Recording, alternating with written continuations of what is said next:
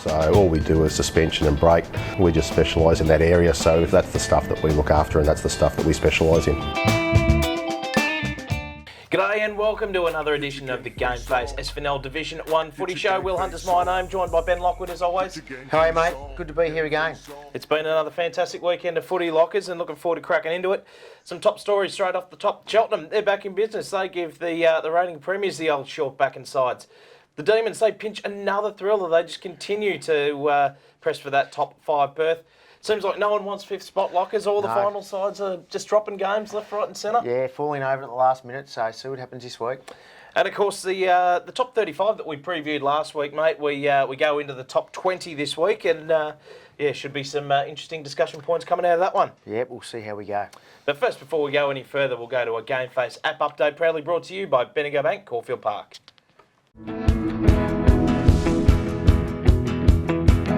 We give 80% of our profits back to the community. G'day guys, well it was the final round of the home and away season for Divisions 2 to 4 and there was plenty of action across the board. Let's take a look at all the latest news and results with a GameFace app update proudly brought to you by Bendigo Bank, Caulfield Park. Now remember, just by getting an obligation-free insurance comparison, you can go into the draw to win some awesome prizes, including a $500 Flight Centre gift card. So contact the team at Bendigo Bank, Caulfield Park to find out more. In Division 1, and Bentley pulled off one of the greatest comebacks in recent memory, coming from 45 points behind early in the final quarter to sink the Colts and keep their finals hopes alive.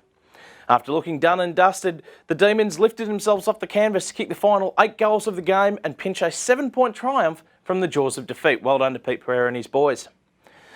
Meanwhile, St Kilda City booted the only 3 goals of the final term to sink Morty Alec at Ben Kavanagh, which throws a bit of a spanner in the works for the finals race. In the other games, Cheltenham bounced back with a vengeance to thump St Paul's, while Dingley and East Malvern were also comfortable victors. The Rosellas made a double in the reserves, trumping the undermanned Dogs, while all other results went as expected, with Dingley, East Malvern, Bentley and Morty Alec taking the 4 points. Now the ladder's shaping up interestingly with 1 round to play. Just 4% separates the Dingoes and the Panthers in the race for the minor premiership, while the Rosellas are breathing down their necks just half a game adrift. The Colts, Demons and Bloods are all in the hunt for 5th spot, with Port and Morty to do battle this week in a mini-elimination final at JL Murphy Reserve. Looking forward to that one. In the Magoos, in the battle between East Malvern and Bentley will decide the minor premiership this week, while Port Melbourne and St Paul's are jostling for that 5th spot.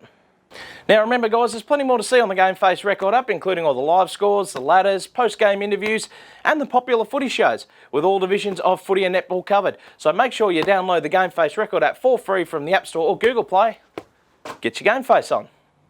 So some interesting results there across the board, and probably the key one for mine, Lockers, Cheltenham. Bloody hell, 117-point win over last year's reigning premiers St Paul's. That is a massive thumping. Yeah, well I think St Paul's didn't kick their first goal to the 15-minute mark of the last quarter. So Chelt, we know they're good. They're probably favourite for the Flags.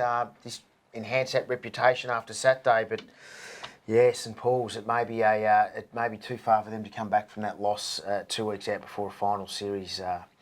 They're going to have a big rethink down at Doggy Park and see what they can do in the coming 2 weeks to try and rectify their wrongs of the last fortnight. So yeah, it'll be interesting. But Chelt, yeah, going really well, really well. They'll be getting nervous down there, the boys from Chelt. Oh yeah.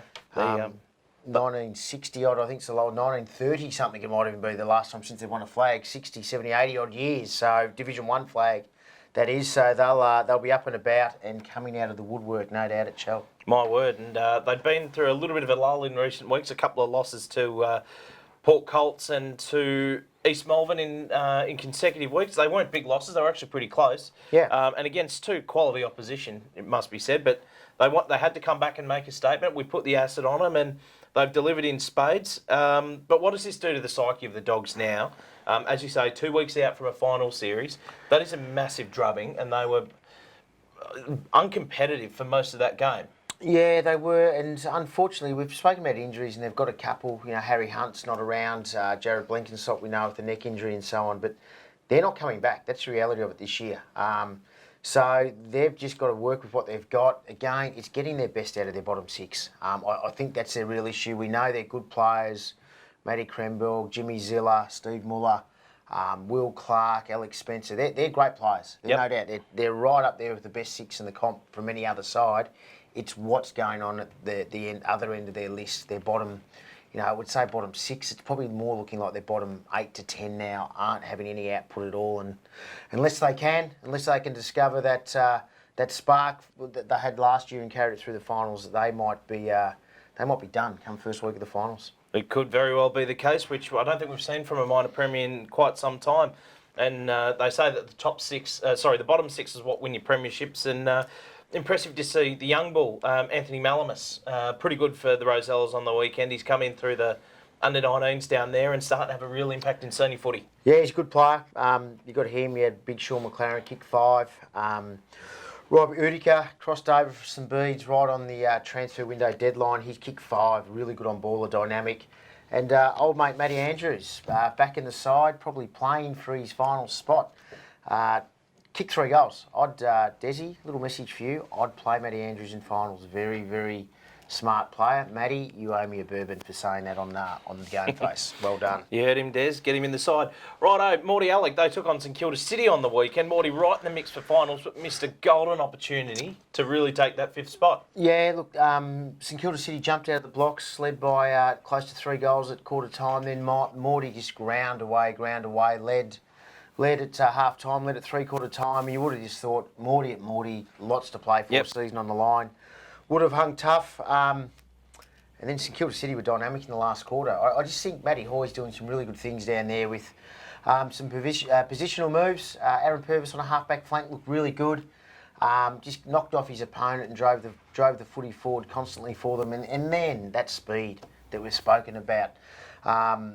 Billy Hartung, very quick. Jesse Firebrace, electric pace. Just got out the back a couple of times in that last quarter and scored. I think they had 6 scoring shots to 1. And Morty Alec, very disappointing last quarter, to be honest. So they're going to need results to go their way, and they're going to have to beat Port Colts by a fair margin this week to play in September now. Absolutely. That's looming as a classic contest, and we earmarked this one quite a few weeks ago, Lockers, and we'll preview that shortly. But speaking of the Colts, man, didn't they have a fade out on the weekend. They had one hand on the win and just let it slip. But full credit to Bentley, they just took the reins. They saw an opportunity and they took it. The Colts, they kicked the opening goal of the final term, put themselves 45 points ahead early in the last term. You wouldn't have thought that they could lose from there, but they managed to. Yeah, I actually switched off on that game on GameFace and thought, oh, well, it's all over. Port Colts have won, and it's going to be very hard for anyone to get in that 5th spot. But to Bentley's credit, great fight back, never say die attitude. It's what you expect from Bentley. We haven't always seen it this year. Again, they're a little bit like Port Colts, a little bit like St Kilda City. They can mix their form, not only week to week, but during games as well. So, yeah, Port Colts, a little rumour going around. They may have rested a few blokes towards the end of the game, and it got a little bit out of hand. So, I'm not sure I'd do that if I was coaching them or I was involved. You just try and get 4 points on the board and wait for next week. But look, 5th spot's still theirs to lose. Yep. They win this week against Morty at their home ground. They'll get to at least play an extra week. So, yeah, but I would have rather sealed it up around 17, to be honest, and kept all my good ones out there to guarantee your 5th spot. But I'm not here to tell Lindsay Gilby what to do. He knows more about footy than I do. So hopefully for them, it pays off this week. To be fair, if they've got a couple of niggles and when you're 45 points ahead in the last quarter, you really think the game's within your keeping. So I think this probably says more about Bentley than it does about Colts. Their will to win. I know you put the acid on them a few times this year. They've been around that mix for 5th spot. You ruled a line through them a couple of weeks ago, and lo and behold, if things go their way, they can foreseeably pinch 5th spot, which is quite remarkable. I did put an asterisk on that, knowing as soon as I gave them away, they'd bounce back, and it's absolutely got nothing to do with me. But yeah, to their credit, they've had a really, really good couple of weeks. They've played some good footy. They can, if they beat East Melbourne this week on their home ground, which they've got a good record against, they could quite easily pinch that 5th spot if Morty Alec get over the top by Port Colts. So yeah, super interesting round this week, round 18. Absolutely, and I can't wait to crack into it. But before we do that, let's have a look at the SPT Division 1 Team of the Week.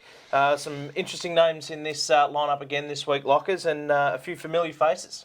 Yeah, always is. There's some guys in really good form in the top teams, and there's also at the other end of the scale some guys we keep seeing from Oakley districts and from height that just keep appearing because they are as good as anyone in the comp. So yeah, from the back line, we've got Al Jackson, just keeps on getting better. Al, to be honest, he's not young, but he's playing very good footy.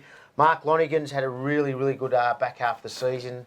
Had a mid-season break, went overseas or went away on holiday at least, come back and has taken a couple of big scalps. And young Nick Lloyd, he's really starting to play some good footy for Dingley, and he's one of the reasons they've turned their season around in the second half. Yeah, absolutely. In the half-back line, Aaron Purvis was superb for St Kilda City on the weekend. Sam Hayes, just been a regular feature in this team of the week all year, just an absolute star. And Brad Sutcliffe, he's starting to hit a bit of a purple patch there for the Colts, which is really pleasing for Gilby and his men. Yeah, absolutely. Whether it be half-back for Brad or on a wing, he's got elite skills, uses the footy really well. They do play through him, which is just smart because he does use the ball both sides of his body really well and has heaps of score involvement. Centre line, Kyle Hendy's probably got the most tricks in Southern footy. He can dance around any opponent. He's played really well over the last couple of weeks. Chris DeLuca, spoken enough about him, a very, very top-end player. And if Port Colts are going to have any chance in the finals, he is crucial. And Jaden Gregory has had a great month for the Dingley Footy Club. Had some injury concerns middle part of the year, but just taking some big scalps every week now. Absolutely. DeLuca, the way he attacks the footy, he'll be pivotal if the Colts are to make the finals, because that sort of style of play really stacks up in finals. And just quickly on Kyle Hendy, if he can tidy up a couple of aspects of his game and get a little bit more consistency, there is no reason why he can't elevate himself into one of the best in the competition. As you say, he's got a complete bag of tricks. We just want to see it a bit more consistently. Yeah, absolutely. Half forward line, Robert Utica from Cheltenham, 5 goals on the weekend. Just best on ground, an absolute star since coming across. Jake Mullen from Oakley District, been a tough year for them, but he's been an absolute star. And Jordan Tabakman from St Kilda City, I really rate this fella, and I think you're starting to come around as well. I am. I was never off him, but I had seen him play at Chelsea Footy Club and at Ormond in previous years, and probably, not saying he wasn't a good player, I probably maybe just caught him on days that he wasn't really having a great impact. But since crossing to City, he's been fantastic, and again on the weekend from what I saw. Really smart player, he's a good size, he looks fit, covers the ground well, good skills. Good decision maker. So hopefully for Rod and Matty Hoy, if Matty Hoy is coaching him next year, he sticks around because he's a very good player in Southern Footy League this year. My word, he is in the forward line, Lockers. We've got Daniel Farmer, kicked another 4 goals on the weekend. He's just a great kick. Gets 4 kicks, he'll kick 4 goals most weeks. Sean McLaren, spoke about him, played deep forward on the weekend, kicked 5. And Matty Vorback, I think kicked 3 in the end for Bentley and kicked the winning goal. So a very good player, Matty Vorback. My word, he is, and he'll probably tell us all about it as well. Will Matty. In the rucks, Chris Carey, absolutely dominant once again for East Malvern, and I think he's our tip for the league medal this year. He's having an absolute blinder of a year. Dylan Weikart from Cheltenham has been tremendous for the Rosellas, again, good on the weekend. And Jay Carosella, who we saw featured last week, we'll get to that in a moment, in the top 35. Just having a brilliant season for Oakley District in what has been an otherwise tough year. Yeah, he's a fantastic young fella, Jake, both on and off the ground. And yeah, look, I think the best and fairest down in Oakley Districts will no doubt be between Jake Carosella and Jake Mullen, no doubt. Interchange bench, Anthony Malamus, spoke about him, the bull. Mitch Smart in the ruck for Bentley, just wills himself to every contest, fantastic. Matt Sondergeld in the centre for Port Colts most weeks, has had an outstanding last few weeks. And Anthony DeSera, good to see him playing some good footy. Played senior footy at Williamstown a couple of years ago. Is running into some good form and kicked 4 goals for Bentley on the weekend. Very good, and well done to the team selected there. Now, Lockers, we went through the initial part of the top 35, number 21 to 35 last week. Got a little bit of commentary. We'll quickly recap that. Brad Sutcliffe, 35. Tom Brown, 34. Kristen Feen at 33. Aaron Kneebone, 32. Aaron Purvis, 31. Harrison Hunt, early finish to the year, but came in at 30. Jake Carosella, who we just spoke about, 29. Shawnee McLaren at 28. Justin Taylor, having a good season for the Colts, 27. Aaron French at East Malvern, 26. Joshy Ferguson, a bit of love for him in that in the comments there as well, 25. Alex Spencer at 24. The ex-St Kilda star, Raf Clark, at 23. Travi LaRocca at 22. And Matty Sondergeld from the Colts at 21. Now, a couple of quick comments to that we saw on that little post. Michael Kennedy, surely Toddy Bastion gets in the top 20. We'll wait and see, won't we, Michael? We'll wait and see. Just tune in. And we'll certainly find out. And the other one from Stephen Lay, certainly Chris Horton-Milne has to feature. Well, if he doesn't, Dingley might find out where you and I live and burn the joint down, because he's a must to be in, isn't he? After the pre-season predictions, we had him outside, or you had him outside, I should say. Not Stop me. throwing me under the bus, mate. But, what a debacle. Anyway, we'll kick this off. The top 20 players, we've gone through it, gone through the tape, seen plenty of footy, and this is the best of the best for season 2019. Number 20, Ryan Semmel from Morty Alec. Yeah, had a great start to the season. His probably form dropped off a little bit in the second half, but he's a clearance king for the Morty Alec Footy Club. If he can play some more consistent midfield minutes, then he could probably be a little bit higher as well, I think. Coming in at number 19, atop the leading goal scorers at the moment, Dan Farmer from Dingley, 45 majors. Yeah, he's been a good player for a long time in this comp, and just continues to do what he does deep down in the Dingoes forward line. He's an absolute star, that's for sure. Number 18, last year's Super Boot winner Steve Muller from St Paul's. He sits second on the table with 42 goals, but such an important member of that St Paul's lineup. He's crucial to them. When they win, he kicks bags. So he's going to need to do it for the next 2 weeks and beyond if they're going to have any chance of glory in September. He's probably the one that all sides put most of their work into in that deep forward line, and he handles that responsibility with aplomb. Number 17, and a man you are big on at the moment, Sam Hayes from Cheltenham. Yeah, I don't think anyone would have had him in the top 35, even the guys at Chelt at the start of the year, but he's been absolutely sensational second half of the year. He's been great all year, to be honest, but second half of the year, he just each week plays outstanding footy. He's got great movement, and I think maybe even this time next year, if he's still at Chelt, he might even be higher. Possibly. Only a young fella as well. Very. And hopefully a bit of VFL interest as well. He's certainly a player that can play at some higher levels. Coming in at number 16, it's our man Lockers. He's in. Chris Horton-Milne. So all positive feedback to me now, because I got you in, Chris. I'm not sure if Will wanted you in, but no. No jokes aside, has had a fantastic year. Probably has had quite a year last year, no doubt, from where he'd been, but he's back to his lofty standards. He's super consistent. He's running on top of the ground, and he'll be super crucial for Dingley in the next month of footy. We know he's a big game player, former Manili medalist in one of their grand finals. I think it might have been 2016. Yeah, I think you're right. From memory. So, and in great form coming in the finals, as you say, crucial to their premiership hopes. Coming in at number 15, Mitch Smart from Bentley. Clearly one of the best ruckmen in the competition, and a valuable member of this Bentley side as well. Yeah, he's a very good player. He's got a massive heart. Hasn't got the best skills. He'd be the first to admit he's not the greatest kick in the world, but he's just effort is outstanding every week. Interesting sort of setup with the flowing mullet out the back and the tight shorts. Real sort of 1980s type setup as well, which I don't mind. He's got a couple of interesting leg tattoos as well, has Big Mitch, but I'm not going to tell him face to face. He's a lot bigger than me. And me as well, but an absolute star. Number 14 from Cheltenham, Cole Parsons. He's a gun. Tough inside, as tough a play as you get in Southern Footy League inside. He's got very good skills, and again, he's going to be super crucial for Chelt come finals time with him and Dylan Weikart and the like in the middle there. So yeah, he's had a fantastic season. Absolutely, and an addition into the top 35 this year. I think we had him outside last year, but good to have him back in there. Coming in at 13, the man I think we had in the top 35, around about the same spot. Will Clark from St Paul's, and we've spoken about him plenty on this show already this year. An absolute star. He's the oldest 20-year-old I know. Yeah, he's had a great year. He's an experienced player now at 20, which you don't often say that, but he's a big key backman who doesn't get beat very rarely. So yeah, well done, Will. Number 12, Mackenzie Bristow from East Melbourne, one of their new recruits for this season, and been an absolute star at centre forward for the Panthers. Yeah, new to the competition. Come down. He's great mates with Jack Hammonds, the captain of East Melbourne. Got him down. I think he spent last year in the Waffle. So yeah, he's had a great year, and it'll be super important come finals time for East Melbourne on the big decks. Absolutely, I love his set of hands. He's got a great mark on him, and gets himself into good positions as well. So it'll take the best defenders in the league to keep him quiet. Speaking of keeping blokes quiet, you can't keep this bloke quiet. Number 11, Jake Mullen from Oakley District. They've struggled a fair bit this year on the field with their results, but Mullen has been absolutely outstanding. He's been fantastic this year. He's always probably been more of an on-baller.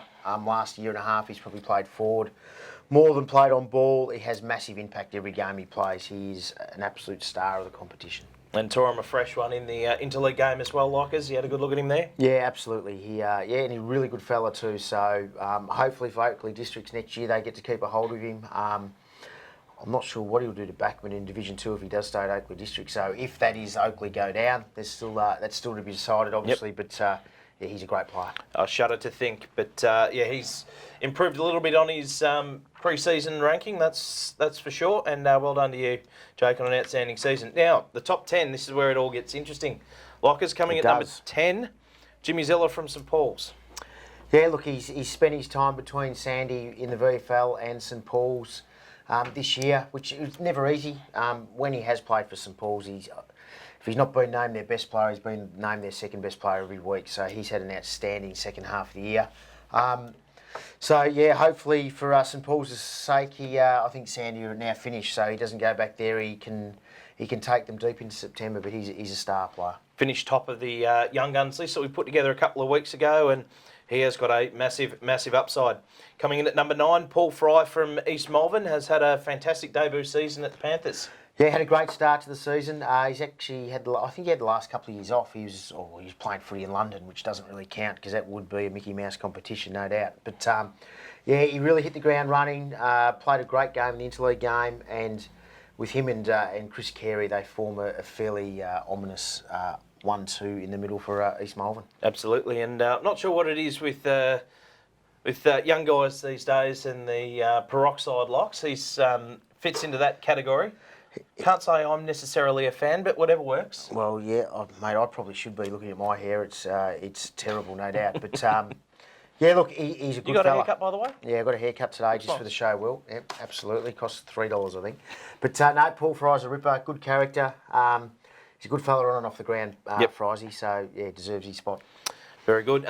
Number 8, Chris DeLuca from Port Melbourne Colts. Obviously, we saw his brother picked up in the pre-season draft and made his Carlton debut earlier this season. And his brother played a fair bit of waffle footy as well with Subiaco and has been a massive force through the Colts midfield. Yeah, very good player.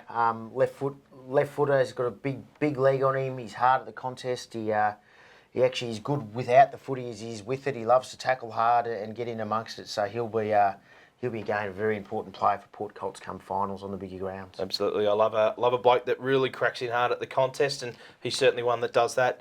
Number 7, and a man I know you're particularly fond of, Daniel Vaughan from Cheltenham, an absolute star down back. He's a very good player. He's just the best halfback flanker in the comp without doubt. Could have easily played at a higher level. He's a great fella. He does things a little bit differently, rolls to his own beat. Doesn't have a footy bag, has a plastic Coles shopping bag for his footy boots each week.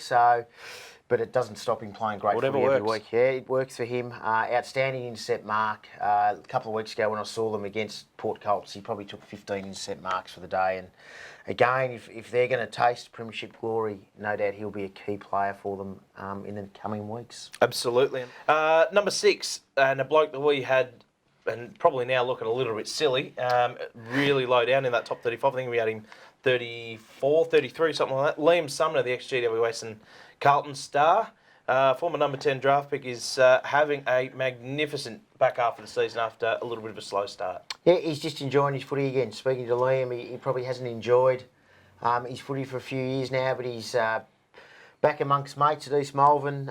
His brother-in-law's the coach, so I think just familiar people around him each week with his family and so on. And he's had a massive 2019 season for East Malvern, and one of the reasons they're fiercely contesting the finals this year, no doubt. And he can play every position on the ground, basically outside of ruck, because he's not the tallest fella, but he can play back, plays mid, can go forward and kick goals, and got the ability to take some big hangers. So hopefully in September he does get to leap at a couple down at Moorabbin and maybe take Mark of the Year for us. Absolutely looking forward to seeing that. It's amazing what can happen to your form and fortunes when you start enjoying your footy again. I think that's the key, and great to see Liam down there really loving life as a Panther, and the club there is really reaping the results.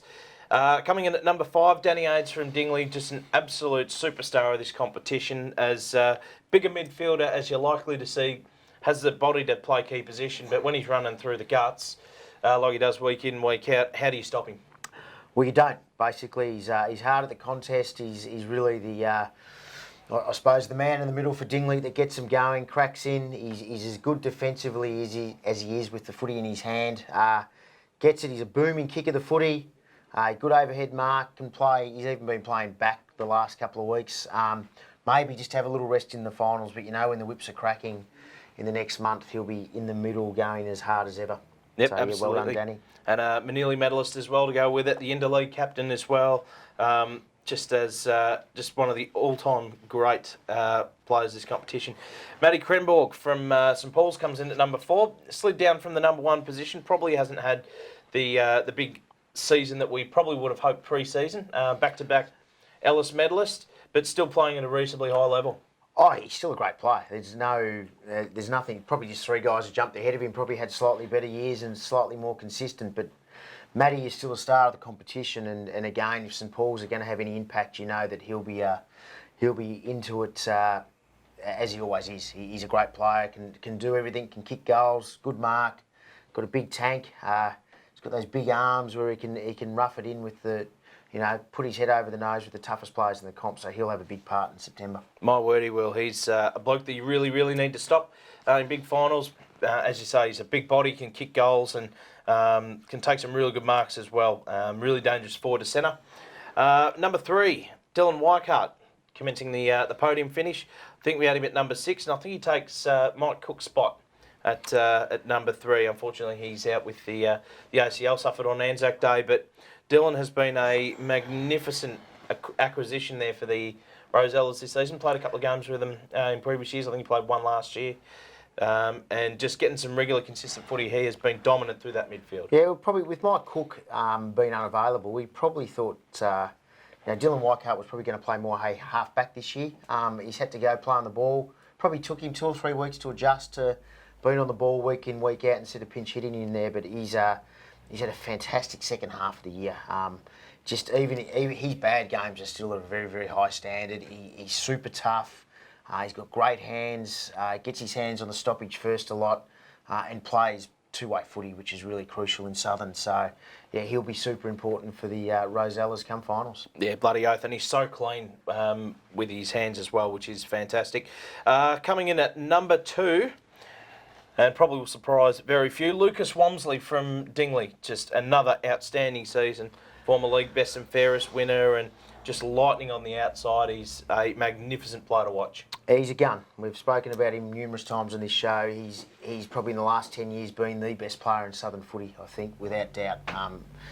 He can run from point post to point post on that wing. He started to play a little bit inside mid this year. He hasn't got the big pipes like a Matty Krenborg or someone like that, or a Danny Ades, his teammate, but what he lacks in muscles, he brings in heart and just desire and will to a contest. He's as tough as anyone in the comp. Probably weight for age, the toughest player in the comp, and again on the big rounds of Mordialloc and also RSEA Park in the finals, he's going to be a hard man to stop for the Dingoes. It's like those venues were tailor-made for blokes like Noodles, so looking forward to seeing him tear it up in September. And of course, number 1, again, would be surprised to nobody, Chris Carey, the big fella from East Melbourne. Yeah, he's had an outstanding year. Fantastic every week, whether it be in the ruck. He started to play a little bit forward. He's probably kicked close to 20 goals for the year, which is good. He probably plays 90% of the time in the ruck. He's won a couple of best on grounds in interleague games over the last couple of years. He's just, without doubt, the best ruckman in the comp, and you could argue 1, 2, 3, but he's without doubt one of the best players in the competition and deserves his spot at number 1. My word, and I reckon he is almost at this stage a lay-down misère for that Ellis medal this year. He'd be $1.20 favourite, I reckon, if we were having a punt on it, Will. Gamble responsibly. Yeah, absolutely. Just have your house on it, because he will win the medal. Responsibly put your house on it. He has been absolutely superb. But, of course, it'd be remiss of us not to have a look at some of the guys that got removed from this top 35 due to injury. Jackson Pete, Mike Cook injured, as well. Mike Cook, Luke Duffy, a few guys just had Rob Russin, all guys that are on their day and when they're playing week in, week out are definitely in the top 35. But yeah, it's footy, injuries play a part, so I'm no doubt if they're around next year they'll all bounce back. 100%. Josh Fox as well was one we would have put in the top 35 as well. He'll be back he hadn't next done year. his knee the week before. So. Absolutely. But well done to you guys selected. It was a difficult job to do, Lockers, and no doubt we expect some feedback, some constructive, positive. If you think we got it right, that was probably the input I had. If you think we got it wrong, speak to the man next to me. I just wish there was one show where you didn't throw me under the bus, Lockers. But oh no, anyway. we'll have a bit of fun with it. Will, a bit of fun, but no, all feedback is good. I'm pretty sure we're going to hear from Toddy Bastian's lawyers, but anyway, we'll see how we go. They can speak to mine. All right, now moving on, the round 18, the final round of the home and away season, Lockers. Geez, it comes around fast, doesn't it? It does. Nearly done. So yeah, still a massive week this week. There's implications everywhere for top, bottom, top 5 still. So every game's actually really, really crucial a game, which is really good. That's how you want to finish a year, no doubt. Yep, absolutely. Oakley District, I think they're last on the ladder, but they've got a better percentage than Hyatt at this stage. So all they've got to do is win this week, and they jump up above them, provided Hyatt lose. Yep. Going to be tough for them this week, I think. They're taking on Cheltenham, who are fresh off absolutely spanking St Paul's. Yeah, funnier things have happened though, and dare I say it, I think Chelt will win, but Oakley Districts have had the wood over Chelt at that ground over many years. I think Chelt got them there last year by maybe 3 points in a real close game. I think Dylan Whitecart kicked the winner in that one. I think that was the one game he played down there. I think you might be right. Chelt, no Sam McLaren this week. Do they rest a couple? Sean McLaren, sorry, not sure who Sam is. No Sean McLaren. Yeah, I still think Chelt will win, but it wouldn't surprise me if Oakley get off the canvas.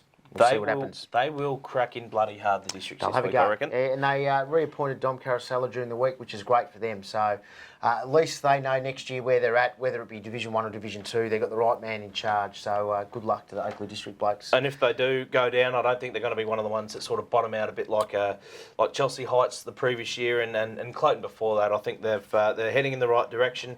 Got a good group of young guys, and Dom's doing a good job down there with what he's got. So they're heading in the right direction. Cheltenham for me as well. I think they'll win this very comfortably and keep the top spot alive. They've got to win it to be in it. But they've got to hope one of the other two sides above them lose, of course. One of them is St Paul's. They take on Hyatt this week. Obviously, Hyatt win this, and it's curtains for Oakley District. But St Paul's, where to for them? Well, you're only as good as your last game, and they were terrible. So you could actually make a case for Hyatt. I think Hyatt at one stage led East Melbourne by 5 goals on Saturday. So Hyatt have got the ability to stick with them. Again, if this was at Hyatt, I'd be backing Hyatt to win. But at St Paul's have to bounce back. They can't be that bad, surely. So they'll have a character-building week on the track and come out and should be too good for Hyatt. Good luck to Sam Hecker in your last game at Hyatt Footy Club, mate. Great guy and served that footy club really, really well. Yeah, I echo those sentiments. He's one of the absolute stars and just an all-round top bloke. And as we said last week, we hope he's not lost to Southern. And I know that the Hyatt boys, they'll really get up and around for him. But St Paul's, never ever tip against them at home. I've learnt that the hard way, so have to go St Paul's there in the Battle of the Bulldogs. This next one's an interesting clash here, Lockers. Bentley taking on East Melbourne. East Melbourne second on the ladder on percentage. Bentley, they win this. Who knows? They could play finals mathematically. Need results to go their way.